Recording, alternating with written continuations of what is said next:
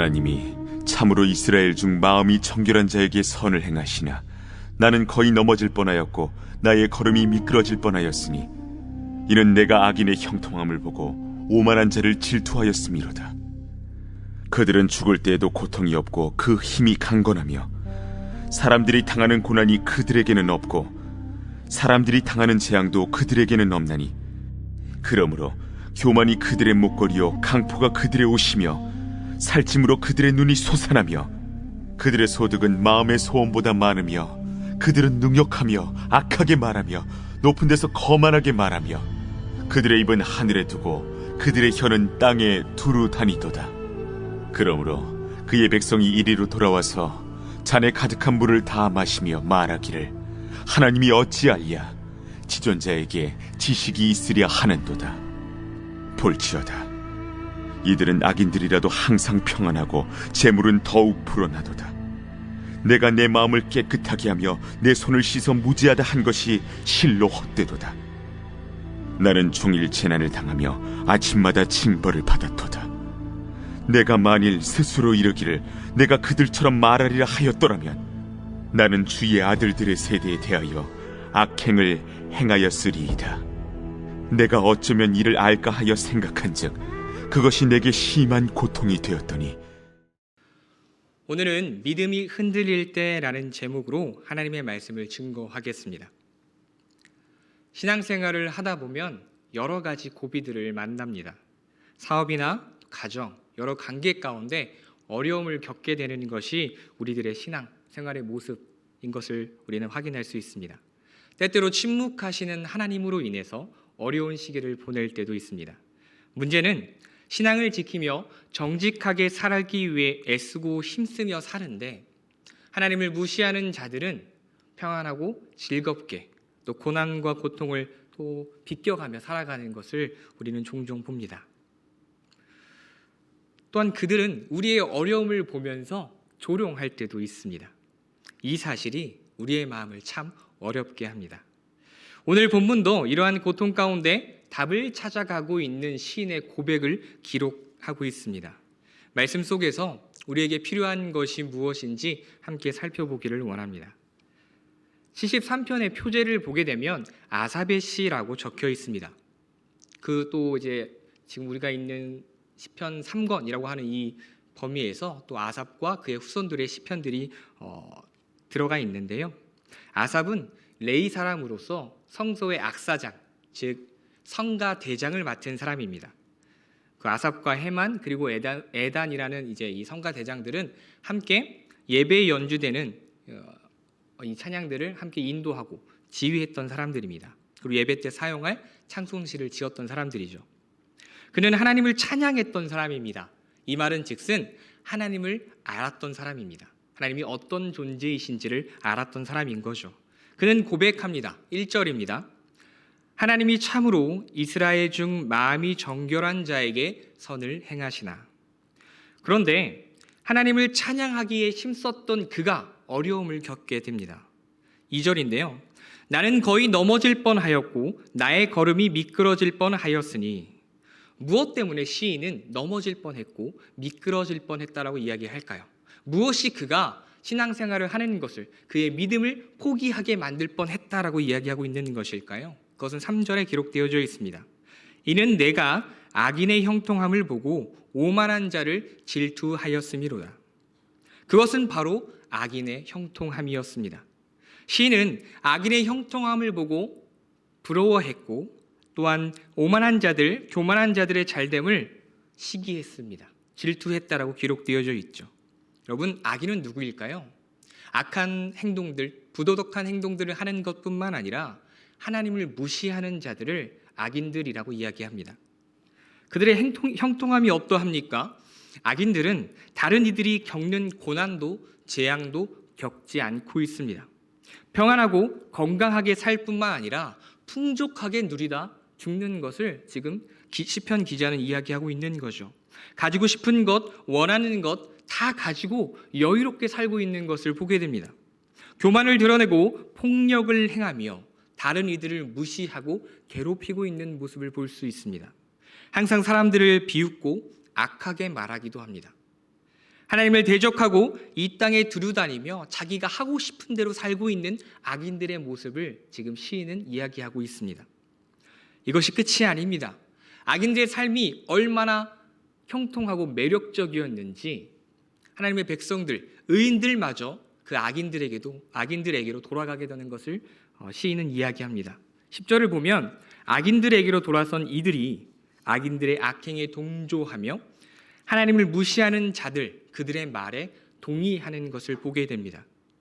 시인의 마음은 타들어가고 있습니다.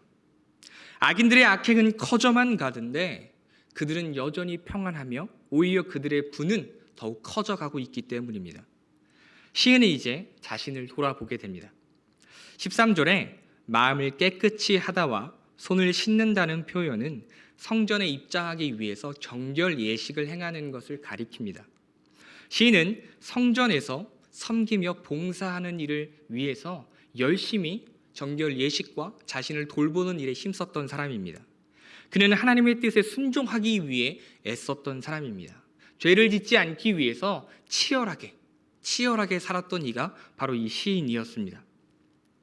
그런데 그 결과가 어떠합니까? 14절입니다.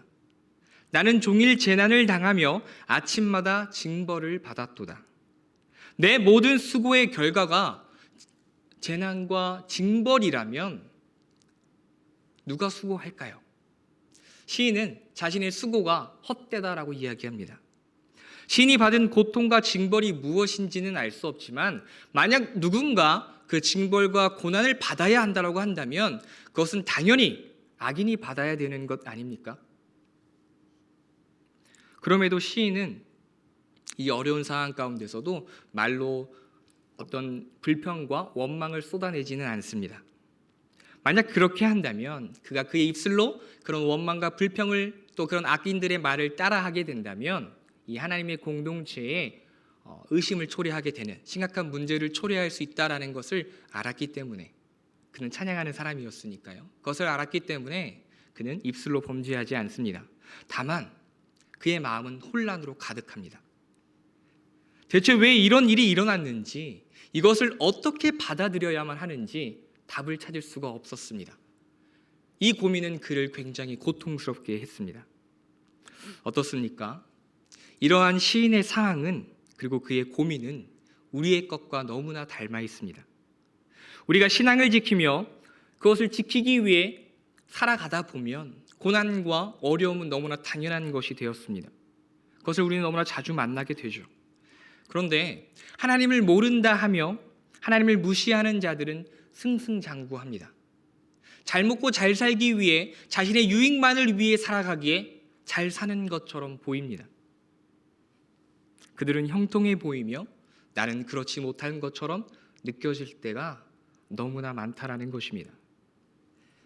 그러면서도 하나님께 묻게 되죠. 하나님, 도대체 지금 뭐 하고 계십니까? 우리는 그렇게 하나님께 묻게 됩니다. 세상을 살아가다 보면 우리는 만족과 평안, 기쁨과 감사보다는 내게 부족한 것들에 우리의 마음이 향하고 있는 것을 발견합니다.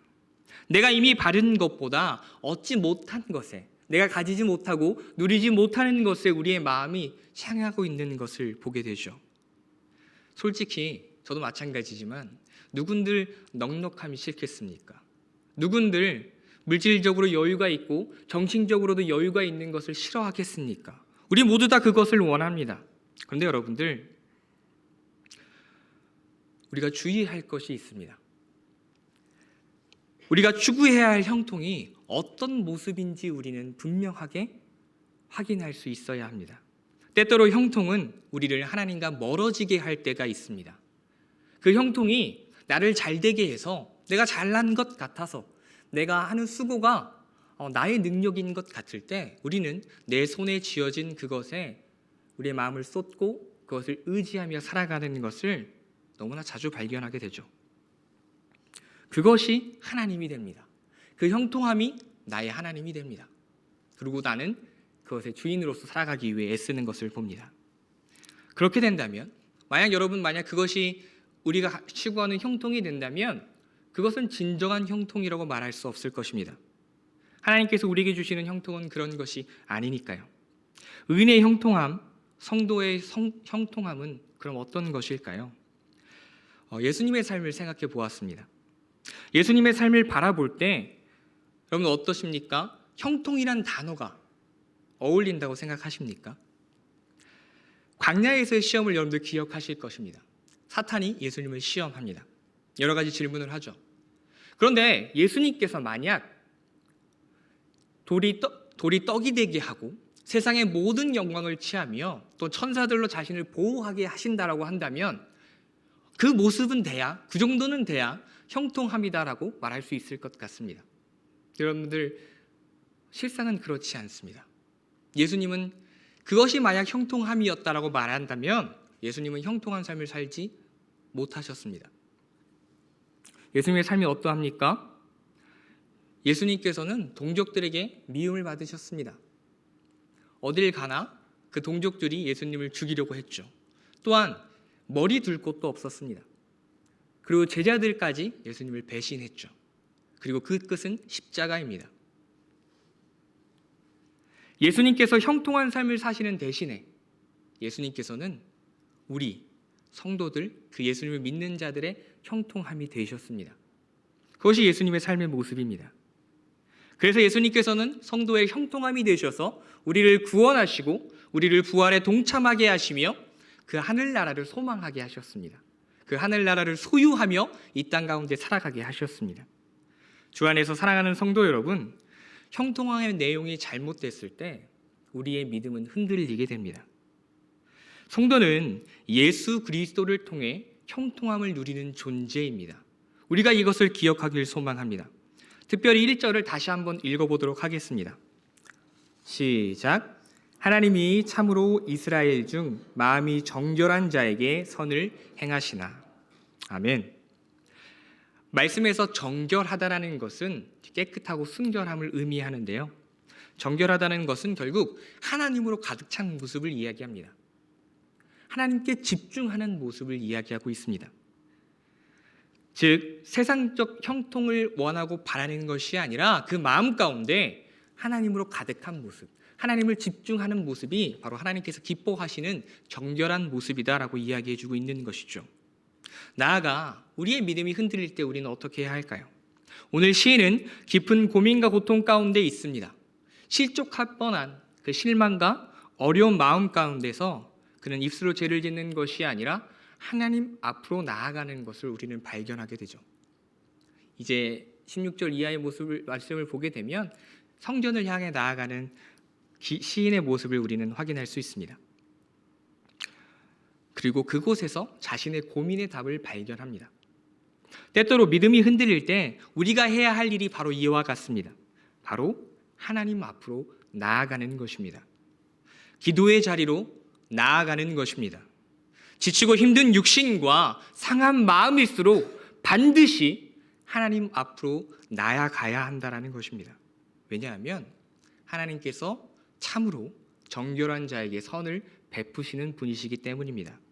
오늘 시인과 같은 상황에 있던 선지자가 있었습니다. 바로 하박국 선지자입니다. 선지자 활동할 당시에 하나님께서 당신의 백성들의 어떤 그런 끔찍한 영적 상태에도 불구하고 응답하지 않는 모습 가운데 선지자는 괴로워하고 있습니다.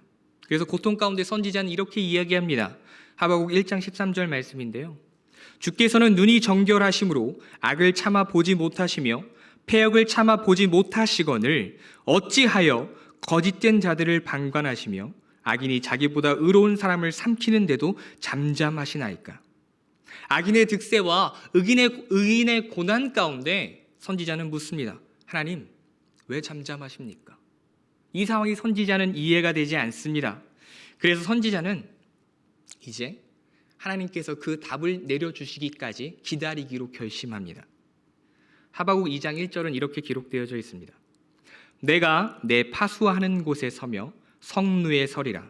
그가 내게 무엇이라 말씀하실는지 기다리고 바라보며 나의 질문에 대하여 어떻게 대답하실는지 보리라 하였더니 그는 자신이 지켜야 할 그 자리에서 하나님의 응답을 기다립니다. 하나님을 기다렸던 그는 결국 하나님의 응답을 듣게 됩니다. 하나님은 의로우시며 자신을 믿는 자들을 의롭게 하실 것이다 이것이 그가 들었던 응답이었습니다. 주 안에서 사랑하는 성도 여러분, 우리가 정결한 삶, 믿음을 지키는 삶을 산다면 이 세상이 말하는 형통은 절대 누릴 수 없을 것입니다. 그것과 먼 삶을 살겠죠. 그러나 기억하시길 원합니다. 형통함이 되시는 예수 그리스도께서 우리와 함께 하십니다. 때때로 우리의 걸음이 무거워지고 지치고 힘들 때가 있을 것입니다. 고통과 같은 고민이 찾아올 수 있습니다. 그럴 때 하나님 앞으로 나아가십시오. 죽을 힘을 다해 예배의 자리, 기도의 자리로 나아가시기를 부탁드립니다. 우리의 형통함이 되시는 예수님께서, 그리고 우리를 지으시고 우리를 지키시는 그 하나님께서 가장 아름다울 때에 반드시 응답하여 주실 것입니다. 우리의 형통함이 되시는 예수 그리스도를 기억하며 우리의 모든 고민과 고통에 반드시 응답해 주실 하나님께로 나아가기를 힘쓰는 우리 성도님들 되시기를 간절히 축복합니다.